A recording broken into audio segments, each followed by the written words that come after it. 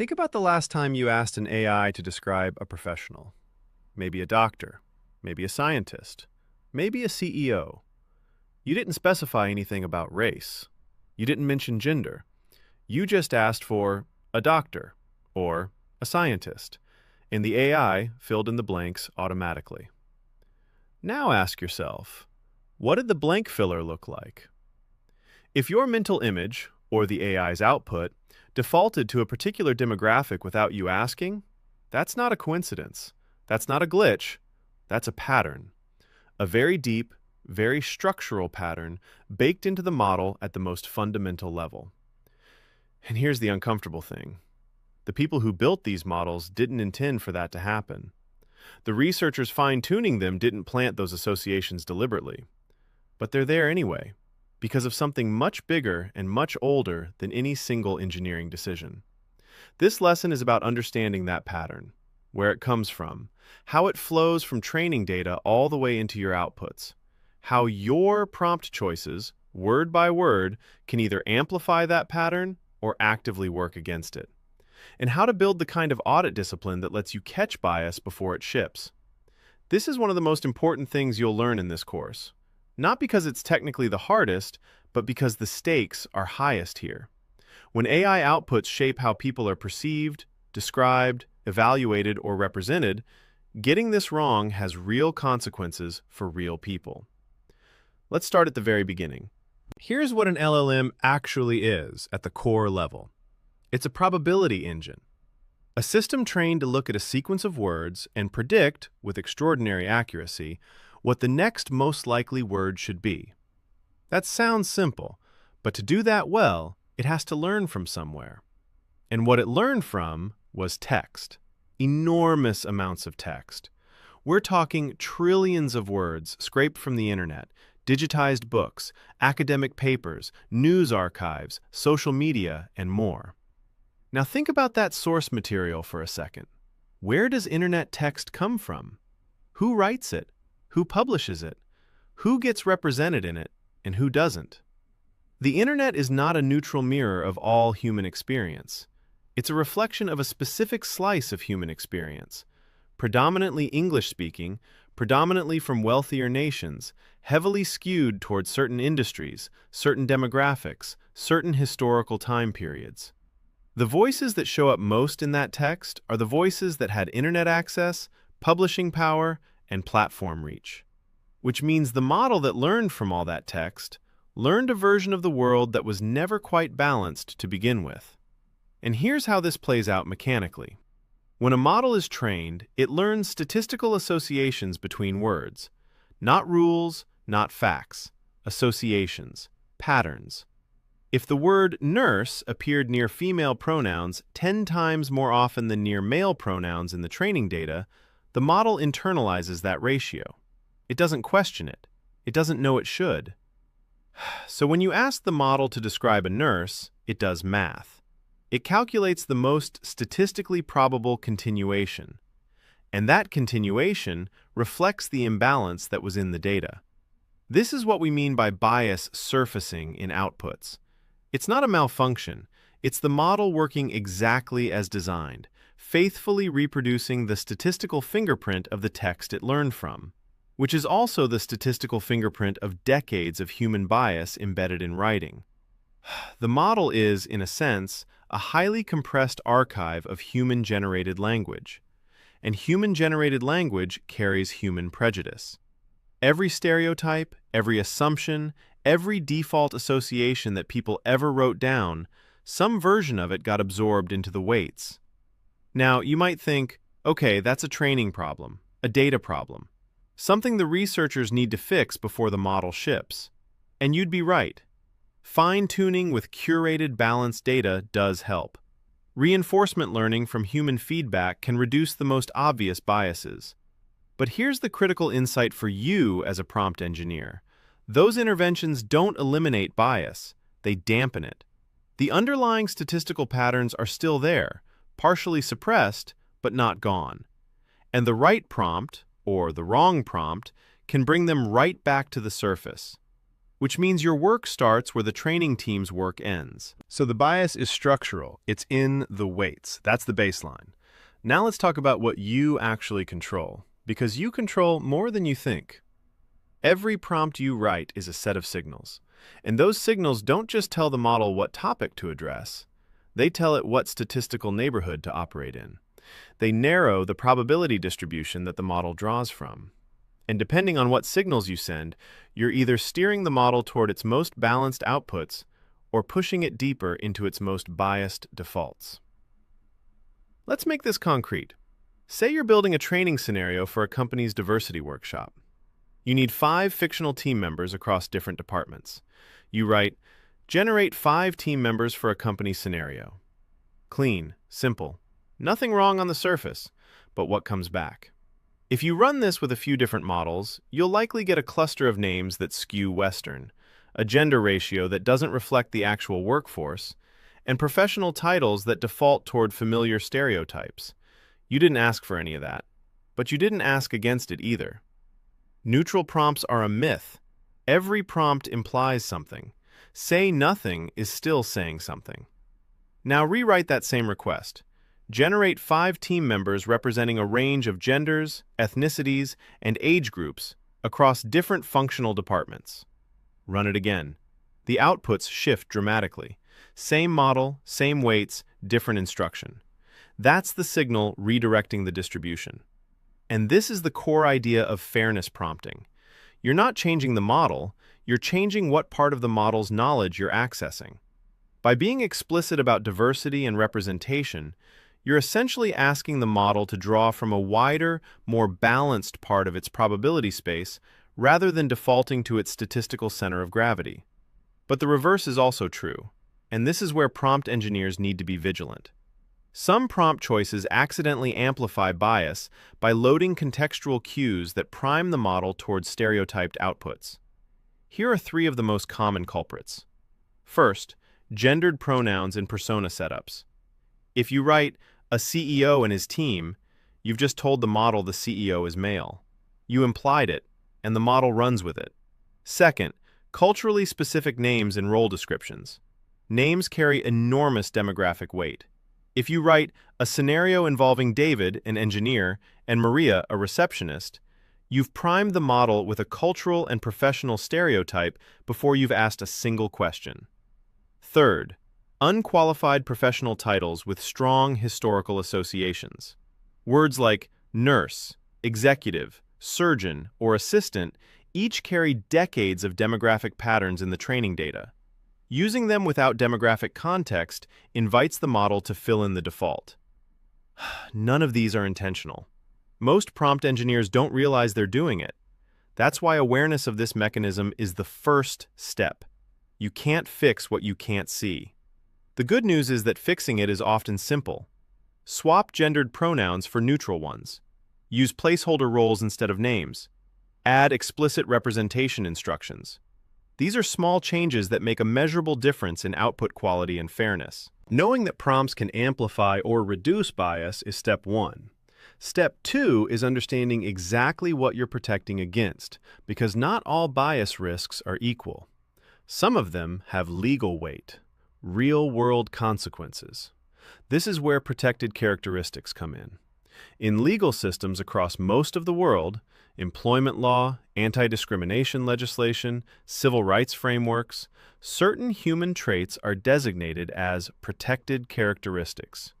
These are attributes that cannot lawfully be used as the basis for differential treatment of people.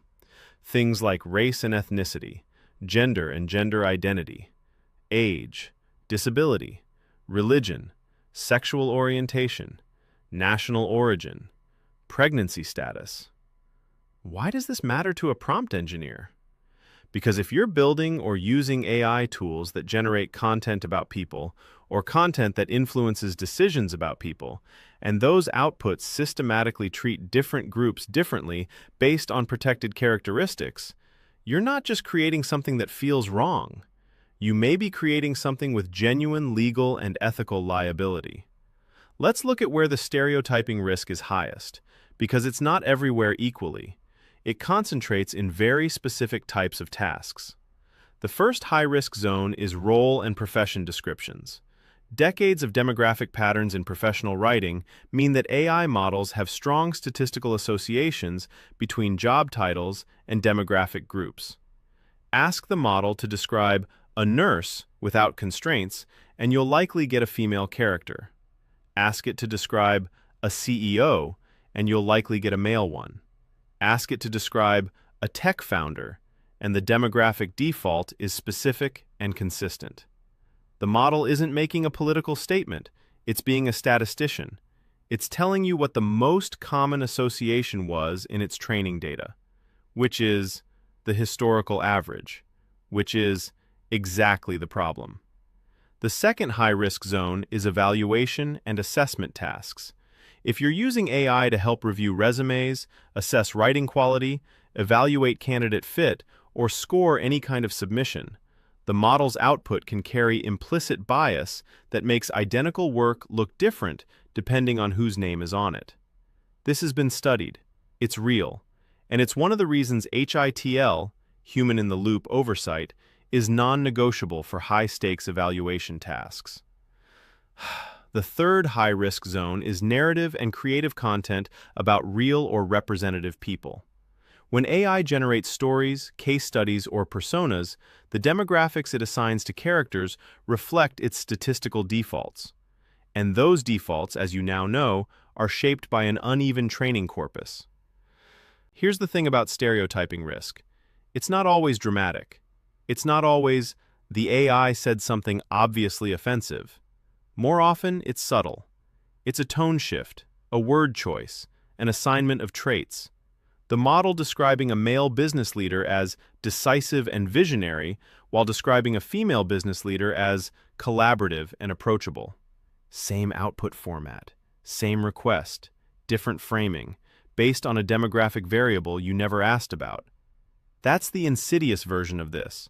Not the outputs that are obviously wrong, but the outputs that are quietly skewed in ways that compound over time, across millions of interactions, shaping how people think about who belongs in which role. Which is why an audit framework isn't a nice-to-have, it's a professional obligation. So we know where bias lives, how it spreads through prompts, and what characteristics are at highest risk. Now the crucial question, how do you actually check for it? How do you verify, systematically, that what you've built isn't reproducing the patterns you're trying to avoid? An audit framework is a structured, repeatable process you run on your prompts and outputs before anything ships. Think of it like a checklist, not a bureaucratic one-and-done formality, but an active diagnostic that helps you see what the model is actually doing versus what you intend it to do. Here's a practical, four-step framework you can start using immediately. Step 1. Demographic substitution testing. Take your core prompt, run it as written. Then run it again with a deliberate change. Swap a name, pronoun, or demographic marker. Keep everything else identical. Does the output change in ways it shouldn't? Does one version get more positive language, more detail, a more prestigious framing? If yes, you've found a bias vector. The model is treating inputs differently based on a characteristic the output shouldn't depend on. This is powerful because it makes the invisible visible. Most bias is invisible until you do a direct comparison. The substitution test creates the comparison and makes the pattern impossible to ignore. Step 2. Default demographic mapping. List all the professional roles, archetypes, and character types in your output. For each one, run the prompt without any demographic guidance. Document what comes back, the names, pronouns, implied demographics. Now look at the pattern. Is there a consistent skew? Are certain groups always assigned certain roles? That's your model's default demographic map. Knowing this map is the prerequisite for fixing it. Step 3. Boundary and containment testing. This one's about resilience. Write your prompt with all your fairness instructions included. Run it. Then strip those instructions out completely and run it again. How different are the outputs? The gap between with guidance and without guidance tells you how exposed your use case is to bias risk in real-world conditions where the guidance might be missing or incomplete. If removing your fairness language causes a dramatic shift in outputs, that tells you two things. First, your guardrails are working. Second, they're load-bearing, which means any drift in how the prompt is used could reintroduce the bias you're suppressing. Step 4. Fairness prompting and documentation. Based on what your audit reveals, add explicit fairness instructions directly into the prompt, not as an afterthought, as a structural element. Things like, represent a range of genders, ethnicities, ages, and backgrounds equitably. Do not associate specific professions with specific demographic groups without clear justification. Avoid language that implies one demographic is the default for any given role. Document what you changed and why. Keep a record of what the audit found and how you addressed it. In a professional setting, this documentation is your evidence of due diligence. The audit isn't a one-time task, it's a discipline, a habit you build into every workflow that involves generating content about people. Every new use case gets an audit. Every significant prompt revision gets a re-audit. Because models evolve, use cases drift, and what passed last quarter might fail today's standard. The teams doing this work rigorously are the ones building AI products that hold up under scrutiny, legally, reputationally, and ethically. The teams skipping it are the ones showing up in case studies about what went wrong. Let's bring this all together. Bias in AI outputs isn't a fringe issue. It's a structural reality of how language models are built. Every model learned from text that carried human prejudice, and that means every model has a statistical center of gravity that reflects historical imbalances we haven't fully corrected for. The bias enters through two channels. Training data carries the statistical fingerprint of decades of unbalanced human writing. Who got published, who got quoted, who got represented. And prompt choices can amplify those defaults by providing contextual cues that narrow the model toward its most stereotyped patterns.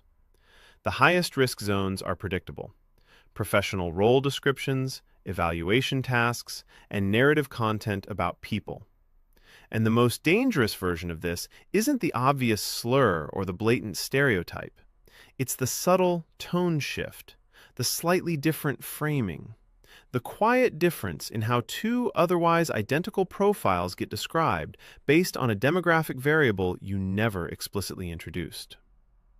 That's the version that scales. That's the version that shapes how millions of people are perceived across millions of AI-assisted decisions. But here's the other side. You have real leverage. Prompt-level fairness instructions work. Substitution testing catches what instinct misses. Demographic audits make invisible patterns visible. And documentation builds the evidence trail that distinguishes an engineer who took ethics seriously from one who didn't. The prompt engineers who'll matter most in this field are the ones who build audit habits before they build outputs, who ask, what demographic is this defaulting to, before, does this look polished? Who understand that people show up in AI outputs, and that carries a different category of responsibility. In the next lesson, we move from bias, which is largely unintentional, to misuse, deliberate harm. We'll look at deepfakes, misinformation pipelines, persuasive AI content, and what a real code of ethics looks like for a prompt engineer operating